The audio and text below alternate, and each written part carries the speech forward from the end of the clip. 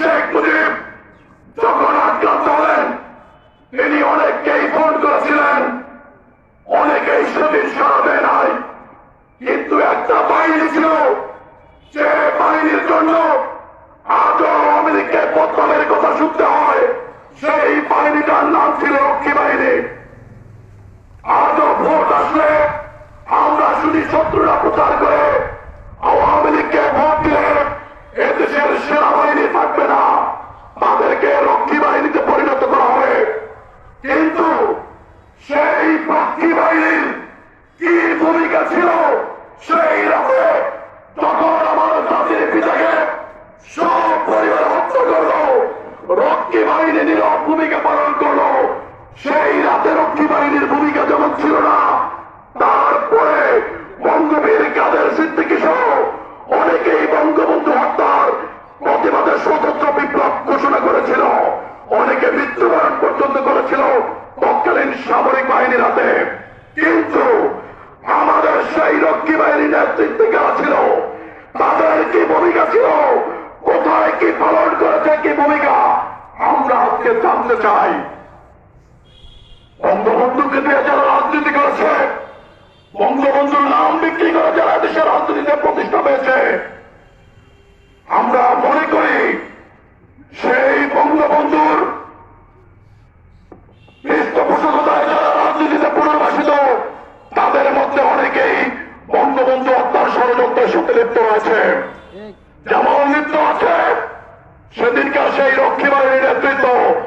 আজকের এই শোক সমাবেশ থেকে আমি শুধু বঙ্গবন্ধুর খুনি যাদের ফাঁসির রায় হয়েছে তাদের বিচার কার্যকর কথাই বলবো না, খুনের সাথে প্রত্যক্ষ এবং পরোক্ষভাবে যারা জড়িত তাদেরকে তদন্ত করে বের করে তাদেরকে বিচারের সম্মুখীন করতে হবে।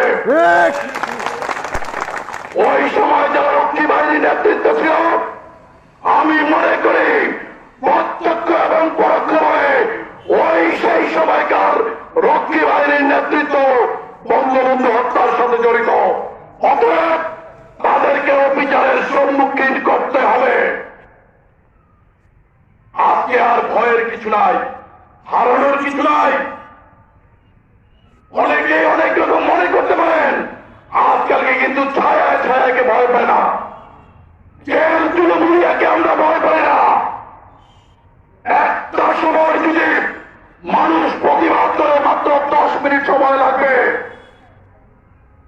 এই ভয় আওয়ামী লীগ ছিল, আওয়ামী লীগ আছে, আওয়ামী লীগ থাকবে, থাকবে না লুটেরারা, টেন্ডারবাজ, কালো টাকার মালিক, ব্ল্যাক মানি হোল্ডার, অস্ত্রবাজ এবং যারা মামা চাচাদের রাজনীতি করে তারা থাকবে না। বাট আমরা থাকবো ইনশাআল্লাহ, কথা দিলাম আওয়ামী লীগ থাকবে। আজকেও যদি বলি, আজকের এই সিচুয়েশনে দায়িত্বহীন কণ্ঠে বলে যায়, আসেন কিছু হলেই তো পুলিশের ব্যাকআপ দেন, রাষ্ট্রীয় বাহিনীর ব্যাকআপে গেল, পারলে জনগণের সহযোগিতা নিয়ে আসেন, দেখি না বলার শহরে দেখিয়ে দেন যে আপনার জনগণের কাদের জোর আছে। আমরা তো এই শহরেই থাকি, পুলিশের ব্যাকআপ ছাড়া পারলে আমাদের কিন্তু ছুঁয়ে দেখেন না। 10 মিনিটের মধ্যে প্রতিবাদ করে দেব, 10 মিনিটের মধ্যে জবাব দিয়ে দেব ইনশাআল্লাহ। আজকের এই 15ই আগস্টে সবার কাছে সবিনয় অনুরোধ, ঐক্যবদ্ধ থাকুন, যে কোনো ষড়যন্ত্রের ব্যাপারে সজাগ থাকুন। শেখ হাসিনার হাতকে শক্তিশালী করার জন্য, ডক্টর আসিফুর রহমানের হাতকে শক্তিশালী করার জন্য যে কোনো নির্দেশ, আদেশ, অনুরোধ আমাদের কাছে আসবে, আমরা সব পালন করে যাব। এই হোক আমাদের শোক দিবস অঙ্গীকার। আবারও বঙ্গবন্ধু পরিবার সহ, বঙ্গবন্ধু সহ সকলের শহীদ, সকলের রুহের মাগফিরাত কামনা করে আমি আমার বক্তব্য শেষ করছি। খোদা হাফেজ। জয় বাংলা, জয় বঙ্গবন্ধু।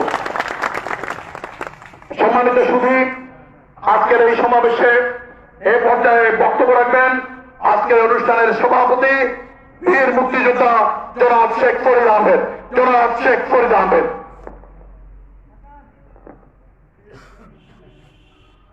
আসসালামু আলাইকুম।